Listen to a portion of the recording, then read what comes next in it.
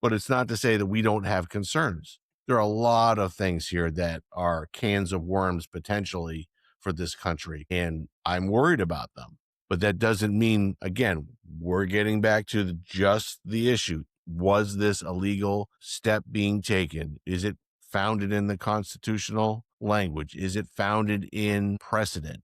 And after we went through things between Article 2 and between the federal case of United States v. Noriega, it appears that the action itself being taken in Venezuela is legal.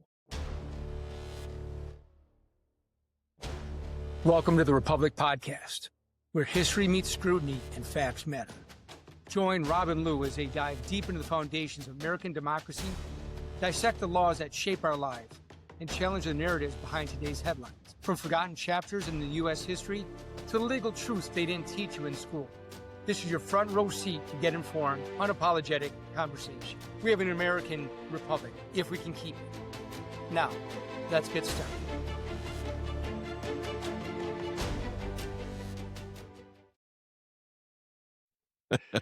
And we're back. And we're back. Another special edition.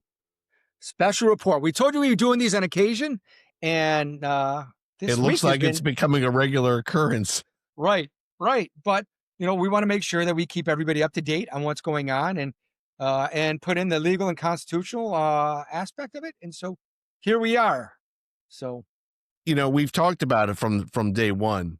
We're two lawyers who really want to give an idea of the really give back so people understand the legal basis for the country, how it was founded, what it means, et cetera, et cetera. And when we first started, we said, these things are still applicable today. Little did we know how much the courts of this country will be tested because of different things that have gone on in this administration to test the boundaries of Article 1, Article 2. What about this federal statute? What about this?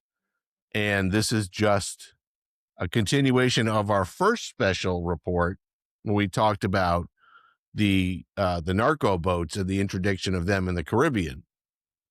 And now we woke up the other day and guess what?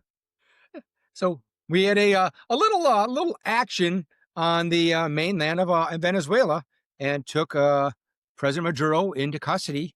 And the one thing that we'll talk about is the main line is that there was a outstanding federal indictment from 2020 as well as 2025 that military forces went in with assistance, and we'll talk about this with federal law enforcement agencies to take the president into custody for those indictments. Now, there's been a lot of discussion, a lot of things said by various people on other various reasons, but we'll discuss the main aspects of it. And again, we've talked about this before, and we'll say it again. Put your phone down, because when you go onto social media, you would think that, everything is either the most perfect thing in the world and what the hell's wrong with you, to the world's, everything's upside down and we need to complete mutiny and all this other stuff. Everyone take a deep breath and let's analyze this. Because as I was talking to Lou off camera, when I woke up and heard that U.S. forces had gone into Venezuela, captured Maduro and his wife, and they were being brought back to the state or brought to the States, my mind went to all of the things initially of why are we doing this and what are the ramifications? And I needed to recalibrate and say, not that those aren't important, but again, we're here to talk about the legal basis of it. Is this illegal under United States law? Is this something that can be done? Is it sanctionable? Is it something that is, when you look at statutes and case law, do they have grounds on which to do this? And once you take a step back, as Lou and I have done separately, I came around to the, what?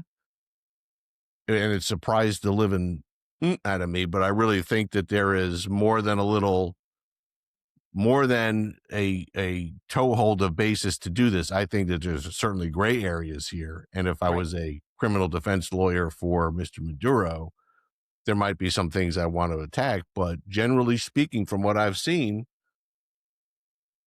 it seems like that there is a legal basis. But Lou, what did you find? I agree 100% where this is something where when I first heard it, I was like, and let's start out by saying again, we're going to try and keep it solely legal, constitutional basis. The political basis, I could go off on that and we could both discuss that. Politically, legally, I thought it was tenuous at best.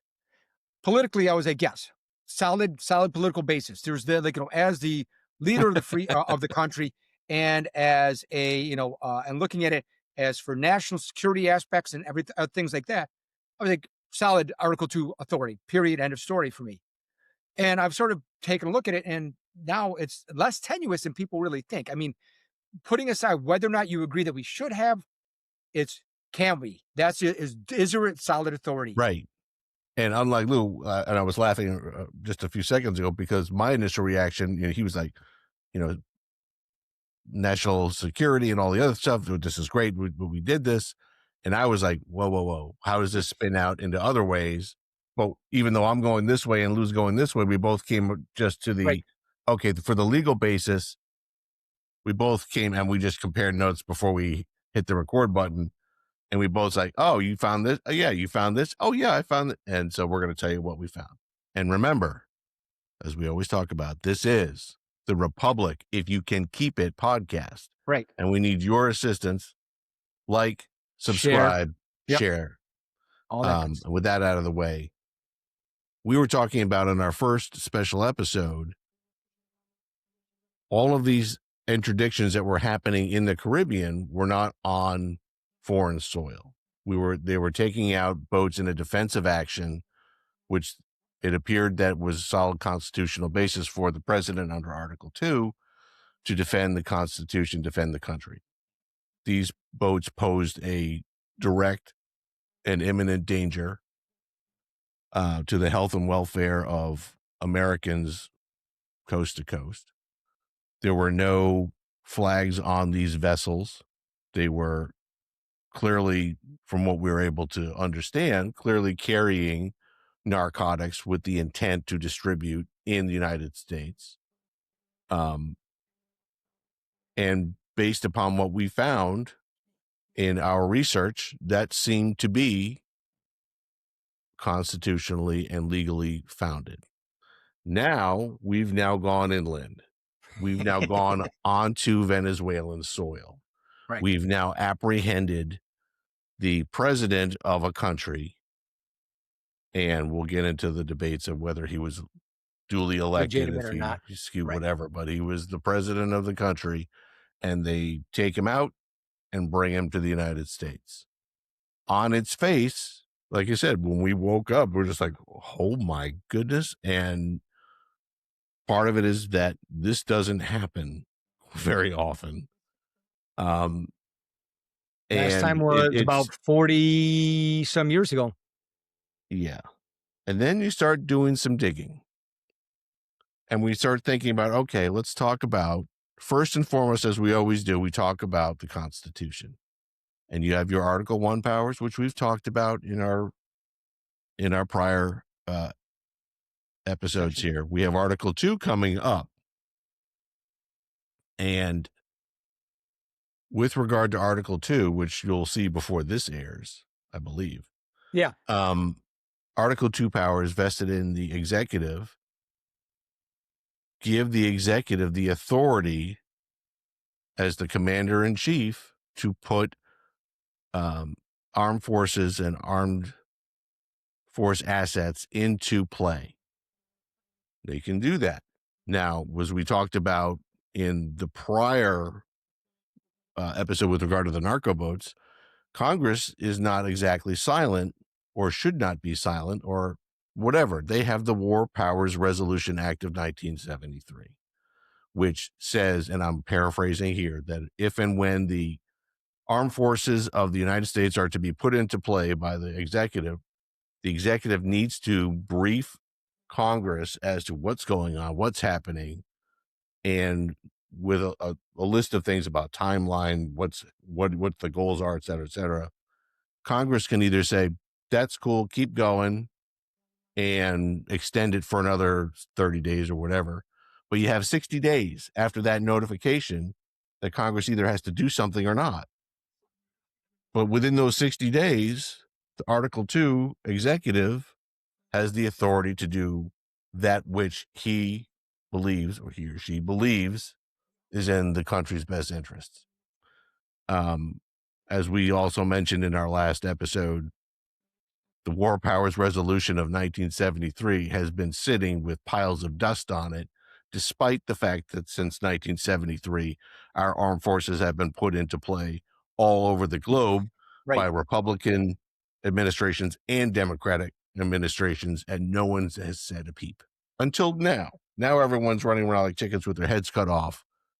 If we listen for the last 24 hours, that most of the people who are Democrats in the Congress now, how dare this? Oh my God, it's horrible. We have to get the War Powers Resolution going. And where were you when this happened under this administration or that administration or this? And so, And I mean, and beyond that, there's also a question, as we brought up before, as far as whether or not the War Powers Act is even constitutional.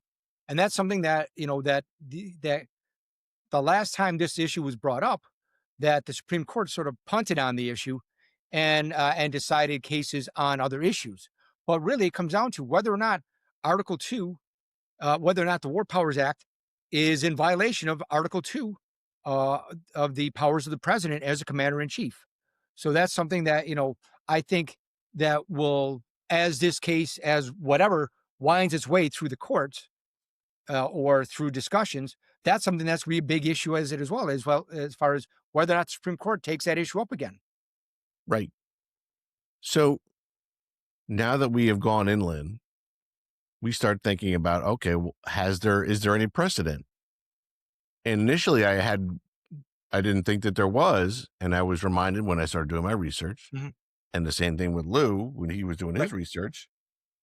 In 1989, in a little country called Panama, Panama, there was a gentleman by the name of Mr. Noriega. And Mr. Noriega was he was a general in their military, from my recollection. leader de facto.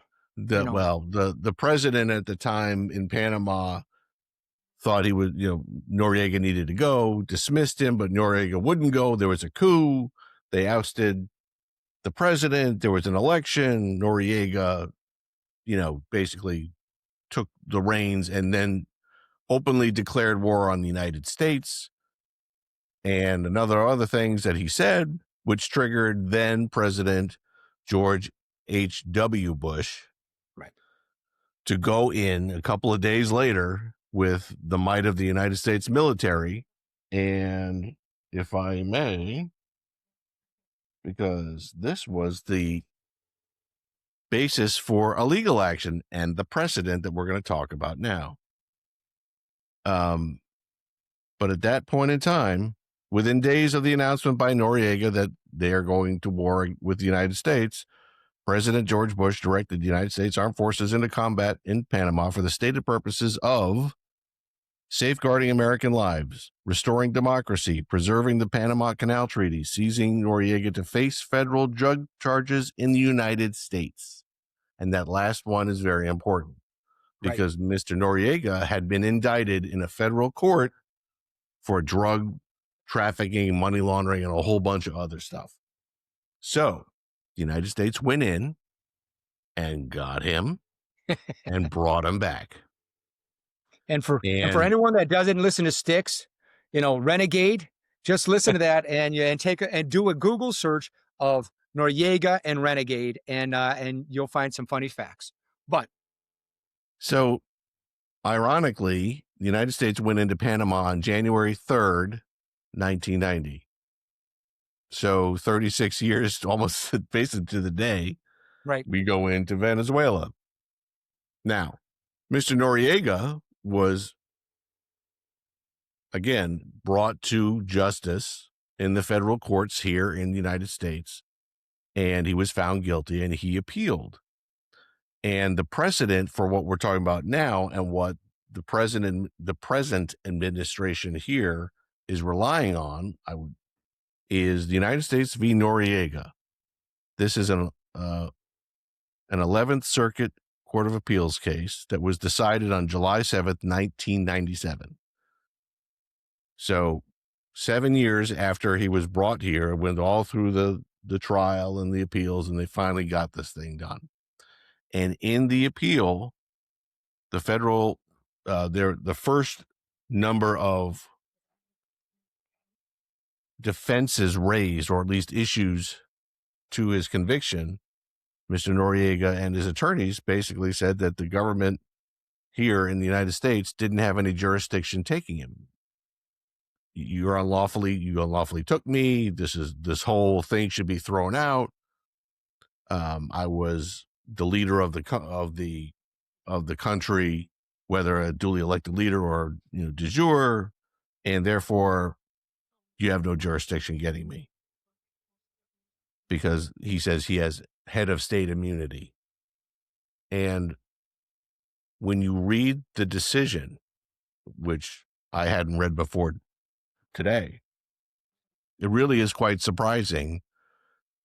I don't want to say how it's not flippant, but how dry and calculated the judges were on the 11th Circuit by saying, cutting down each one of his claims of issues to appeal one by one, just cutting them off at the knees, basically saying foreign sovereign immunity doesn't matter.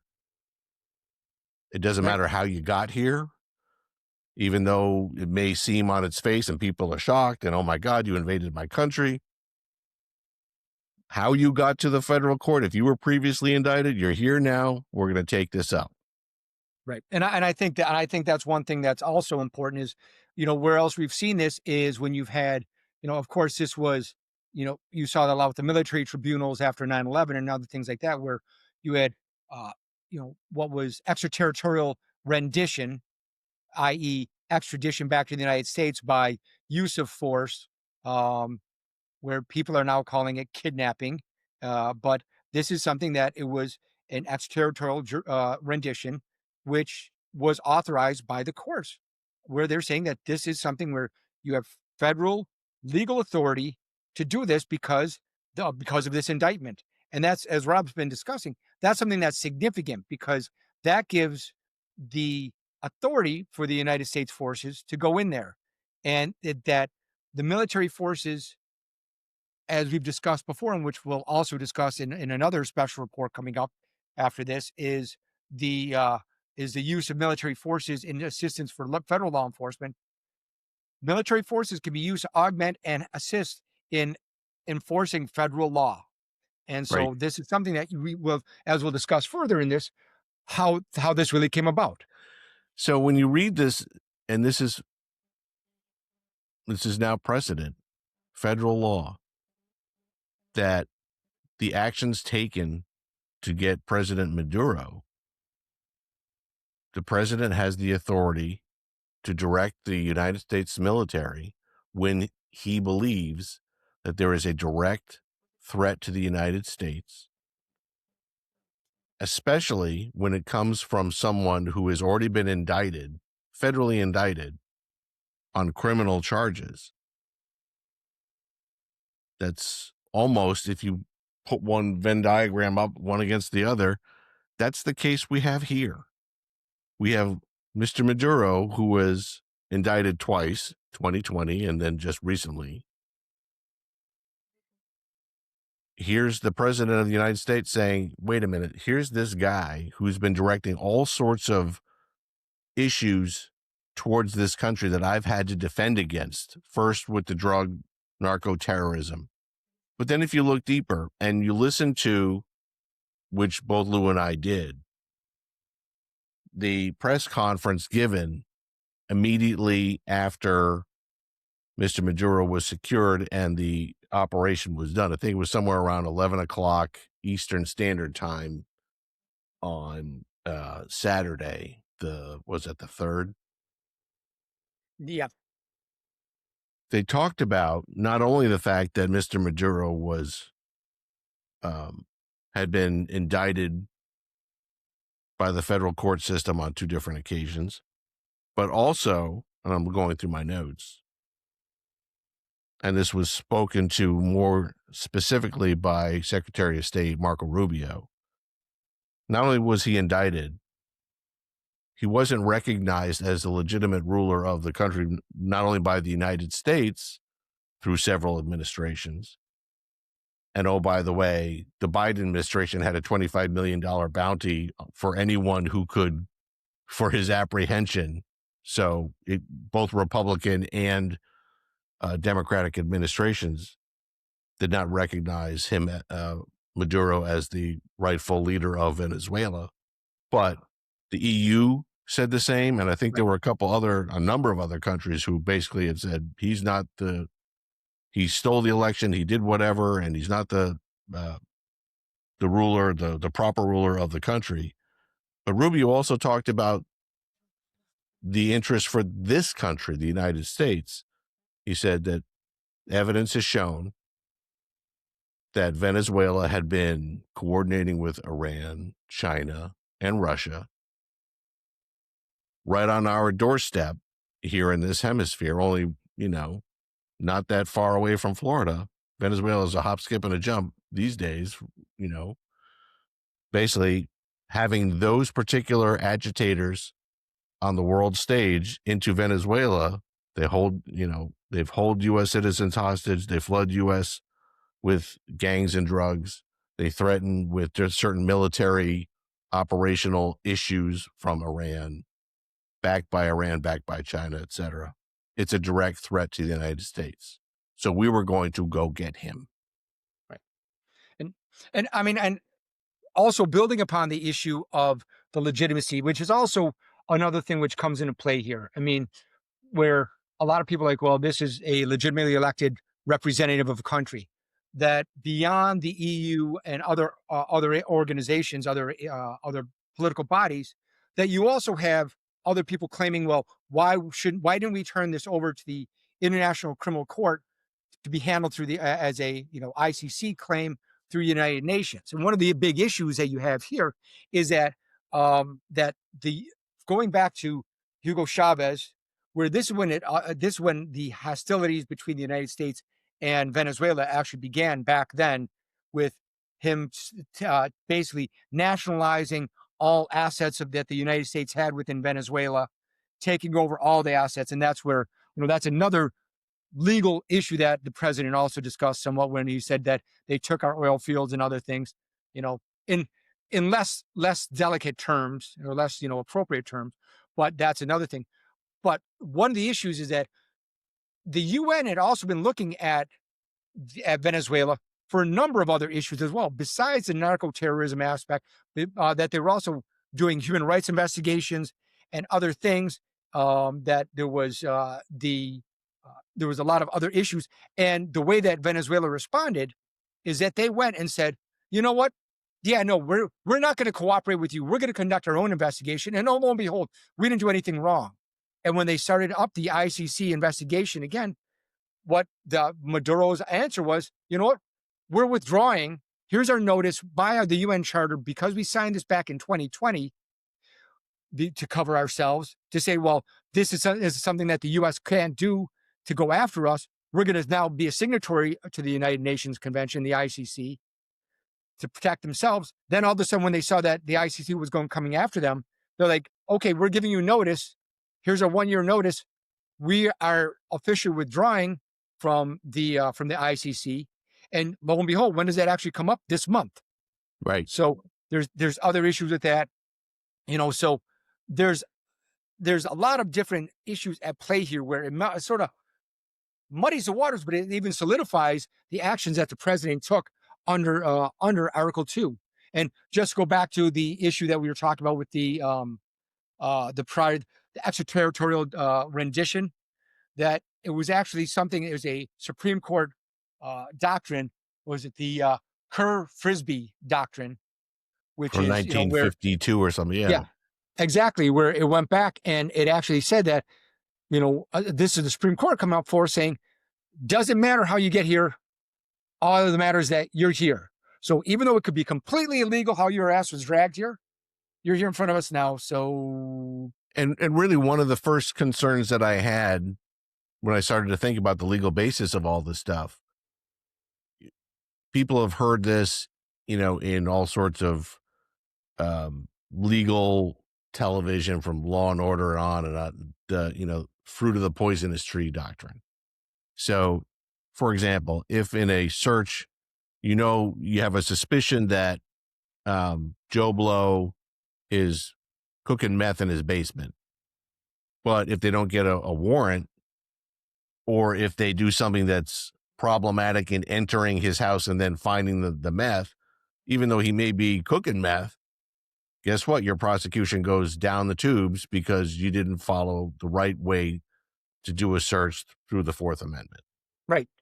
Now, I thought of that insofar as before reading the United States v. Noriega case from 1990, what was that, 1997, that we were just talking about?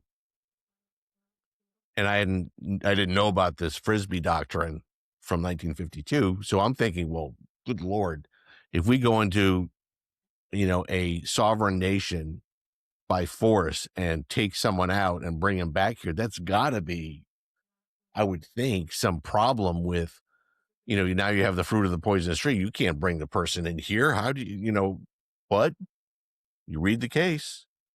There is case law here that says, doesn't make a difference. Just like Lou said, you're here in front of us. It's different than evidence because we're talking about the person, Right. the would-be criminal defendant.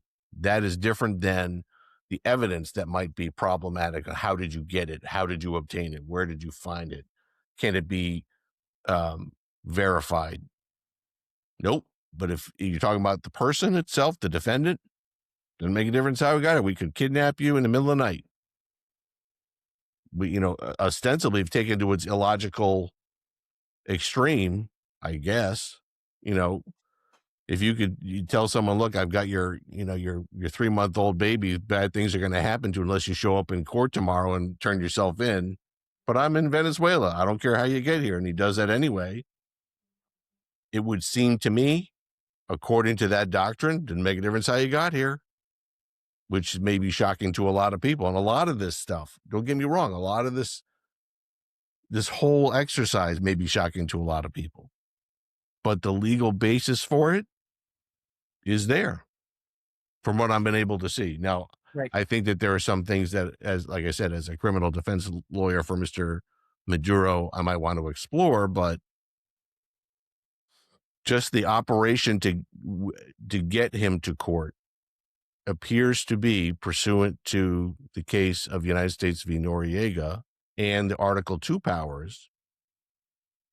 Everything seems to be in that, yeah, you could do this category. Right. Right. And I think that, one of the other things that we brought up is the fact of having federal law enforcement agencies along with the military there. Right. That's another key thing where it's showing that, yeah, the military went in there. This was something that was a joint operation, but we're just finding out about this, and I'm reaching out to resources and people that I know to try and find out more, and nobody's really saying anything about it because they're just trying to catch up on it on their own. But it's that because we sent in federal law enforcement, FBI agents, DEA agents, along with the military forces, that solidly falls in under Article 2 powers, because that the president has the authority and the ability to faithfully execute the federal laws of the United States. And whether or not you agree with it or how it was done, that's what the law is. That's what the Constitution says. That is, the due care clause, that he has that ability to, if that's what the federal law is, he can enforce it. And so that's why the military went in there. It was a military operation. And looking at it, that everyone's like, oh my God, we invaded them. No, it was a hit and run. We hit, they took out their air defenses, because who's going to let, the military or other foreign, foreign agencies come in to arrest the leader of the country. And so they took him out as through military force. These agents came in along with the military forces, took them into custody, took them out, and now we're out. And now it's something that we've said that we're going to help rebuild, but that's something that's entirely separate. That's something entirely separate at this point. Right. And whether or not, that's a political issue. But And Blue makes a great point. I try on occasion. Blind squirrel gets a nut. Yep. No, seriously, when I was listening to the press conference that was given, first started by President Trump, then it was handed off to Pete Hegseth, who then handed it off to General, was it Kane? Yeah. Yep. And then General Kane finished his remarks and handed the mic off to Secretary of State Marco Rubio.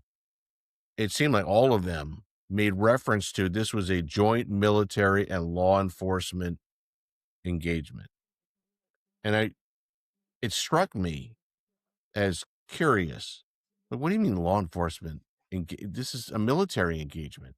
And then it comes out that the military had with them FBI agents who were going to be the ones who actually did the physical apprehension of Maduro to enforce and to secure the person for whom an indictment had been handed down.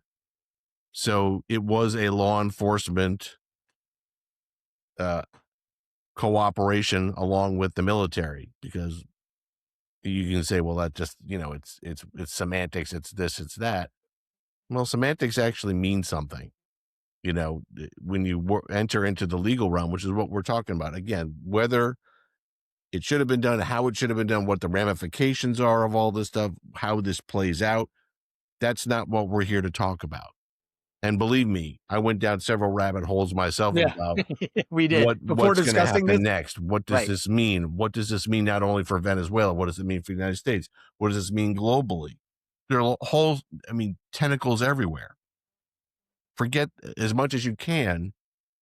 We need to forget that for this purpose of this podcast, because we're just talking about the legal bases, if any, for X, Y, and Z. And for here, based upon the federal case law, based upon the operation that was done in 1989 into 1990 by President H.W. Bush, and more importantly, with regard to the Article 2 powers, this appears to be on legal and constitutional grounds. Now, people may not like this. That's different.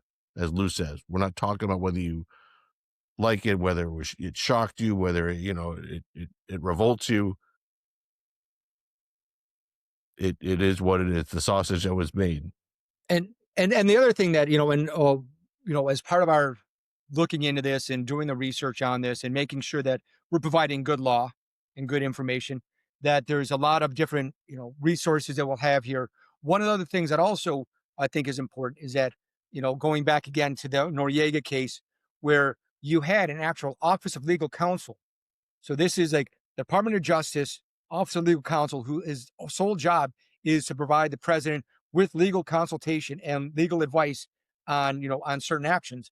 That there was a memo that was written, back in 1989 regarding the legality of this, and the decision came forth as saying, and they discussed the War Powers Act, and they discussed Article 2, Section 8 powers and everything else. And the decision at that time in this memo is that this is something that is an act short of war, and as such did not need prior congressional authorization. And the concerns were at that time that there were other elements within the political bodies that they were concerned had connections to Central America and to Panama. And those same claims are also being brought up at this point as well, whether or not that actually is true.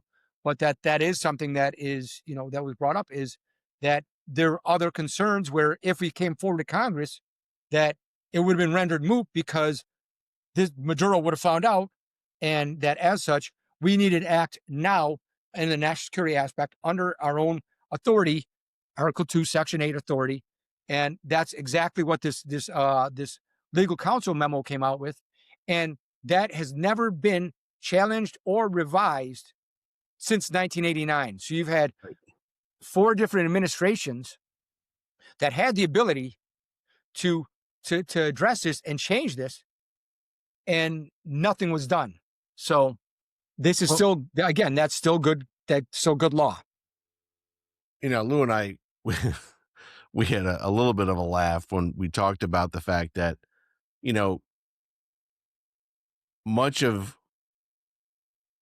what we're seeing and have seen over the past several months, and the reason why we're doing these special these special editions, special reports, is because this administration, whether you love it or hate it, or whether you're neutral about it, is pushing the boundaries, and they are dealing with the boundaries between Article 1 powers, Article 2 powers, the legal bases for this, that, and the other, which haven't been tested in decades, if not a century. Right, right. And at the very least, from a legal perspective, I'm hoping that there is some clarification that comes from the Supreme Court, because a lot of these things with regard to how war is declared, which hasn't been declared since 1941 by our Congress, um, despite all of the other military engagements, involvements, the countless numbers of military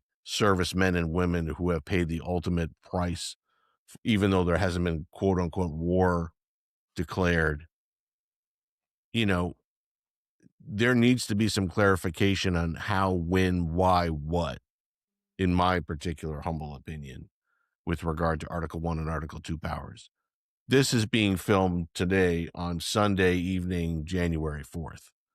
And during some of um, the Sunday news talk shows, Meet the Press, et cetera, I think I heard that there was Senator Chuck Schumer making this bold declaration about, well, we have the War Powers Act, and I'm pretty sure, I hope I'm not misquoting, but this is what I remember him saying on air, and someone who should really know better.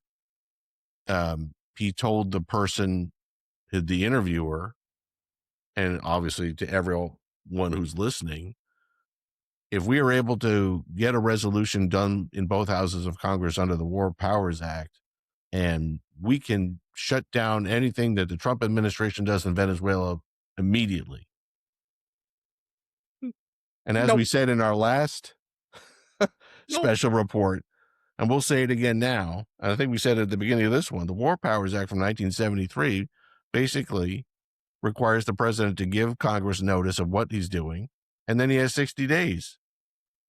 And if Right. Congress doesn't jump on board or try to block it, he's got 60 days to do what he wants.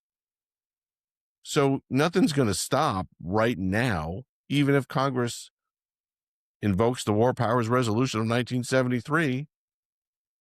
It's not going to stop immediately. Yeah. I mean, and not to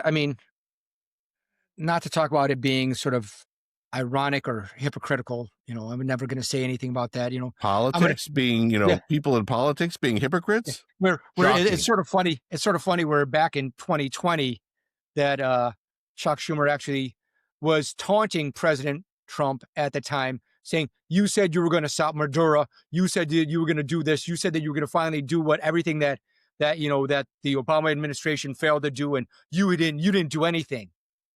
Well, dude, now Now all of that a he's sudden you're done upset that he's something, doing right? something, but that's politics for you. That's, Well, yeah. I mean, as I said previously, my understanding was that the Biden administration, whether it was just for show or whatever, but at least they said it. So you should take people at their word of what they say. They put a bounty on Maduro's head, saying anyone who brings him to lawful justice has $25 million or something like that. will Trump get that now? Well, yeah, I don't think so. But before we went live tonight, I think I saw something from former Vice President Harris, who called this action such a horrible thing and blah, blah, blah. But her administration was giving a $25 million bounty. Never mind. The So, politics. I I mean, don't yeah, care whether you're a again, Democrat or Republican. Right. Right. I It's mean, and that there's the political aspect of this, and that's something again where Rob and I have tried are trying really hard to keep from going into the political realm because there's a if we go into that, that's another hour discussion, and who knows, maybe we'll do like another thing where it's once people start subscribing, and then we'll have like the behind the scenes where we're having discussions, before we start recording. um, it's there's a lot of other political ramifications and political reasons why, again, if we went into the apart from this Article 2, Section 8 powers of the president as a commander in chief and his authority under that, but his authority as the lead policymaker and and as well as national security person, as well as being the head of state, he has a lot of authority under that as well, where a right. lot of it comes down to where you should advise Congress, but you don't need consent from Congress or the Senate to carry out certain actions to make them lasting and official. Yes, that's down the road. But the president has his authority, inherent authority under Article 2 as the head of state to carry out certain actions, and it's only afterwards that it's with the advice and consent. Just like we talked about going into with Lincoln during the Civil War, and when that's the last time when you saw a lot of these issues come up, is where he just did it. And also with Roosevelt during World War II, I did it and then asked for consent and support of Congress later on. Better, So they've all did the yeah, same thing. Better to better ask to for ask to beg forgiveness. forgiveness than ask permission. That's right. Not that And that's good, bad, or indifferent. Now, what right, we're gonna do, so for people out there listening, you can say like, "Look, Rob, or Lou, what are you talking about?" We're gonna put in the comments section, we're gonna mhm, drop the United States, the decision from United States v. Noriega. We're right, gonna put down Article 2, which you should already have by now in memory. right. Okay. I should put Article 2 down there, and we're gonna put the War Powers Resolution Act of 1973 down there. And yeah, So and you I'll can put see the this. links in. Yeah, we'll Right. put the links in for everything for the OLC memorandum, the all the other documents, everything that we've been referring to that have support our positions on this, all inside the comment section and all the and the description of this session. If there's anything that's contradictory, if there's something else that we've missed, please, let us know. Put some comments in saying, look, there's this international treaty of don't take my guy, don't take my president, whatever it might be. Um, I'm not one who is as flippant as I happen to see. Um, I think it was Ben Shapiro, one of his bits. He talked about the stuff earlier today, and he was completely dismissive of international laws. So that doesn't make a difference. Well, it does make a difference.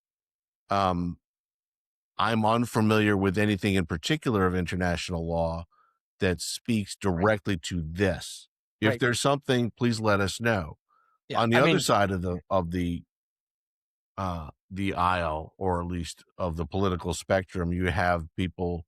I listened to, and I saw some comments from AOC, Ilhan Omar. I think it was Ilhan Omar, and some other people from the very progressive wing of the Democratic Party who were, you know, saying that outraged. this should be something that was completely unjustified and should lead to criminal charges against President Trump and Pete Hegseth and everyone in the administration,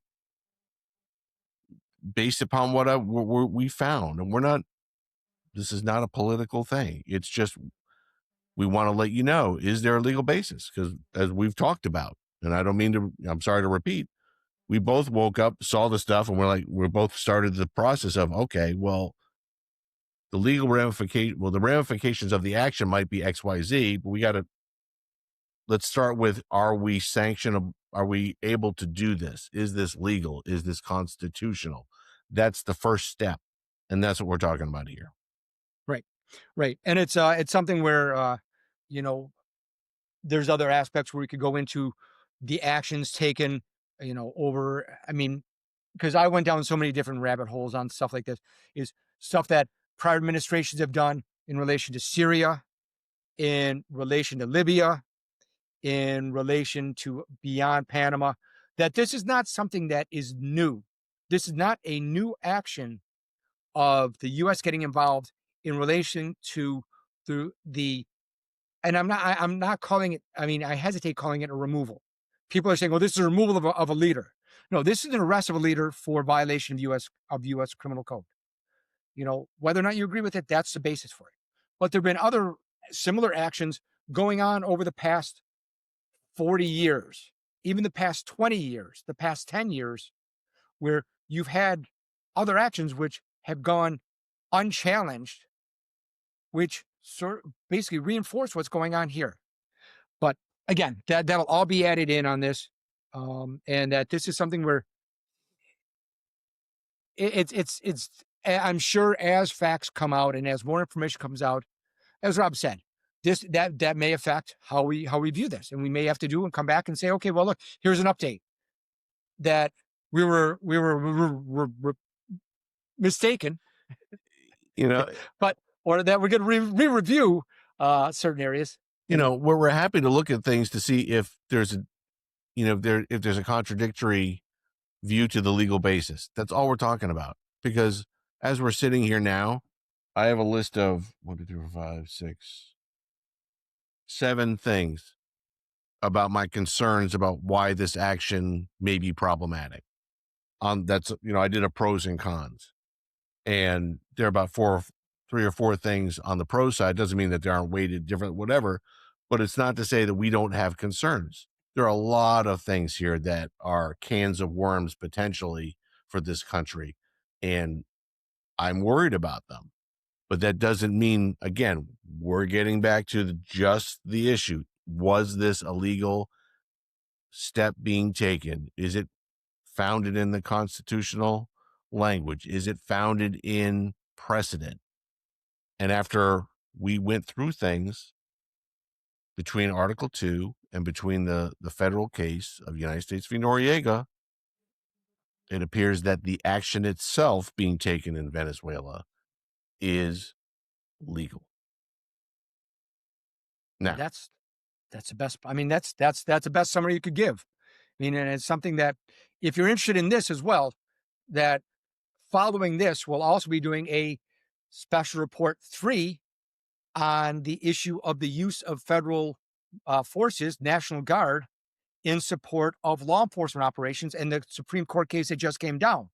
And so, and again, we'll be discussing more of that. So tune into that episode as well, because you'll hear a lot of this also being discussed and similar issues.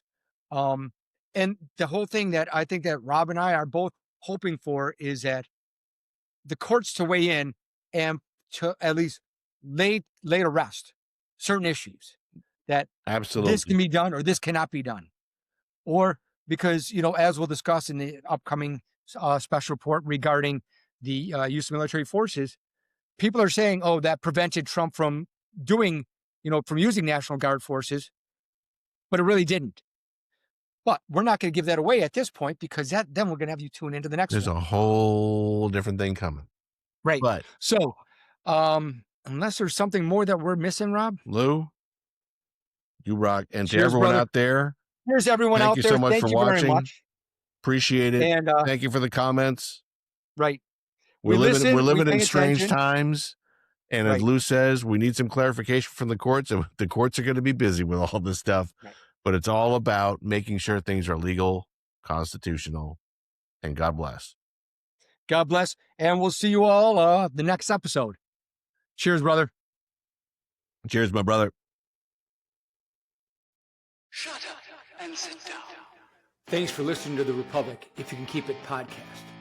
Join Rob and Lou in our next episode as we continue our riveting discussions on the most important topics affecting our great republic.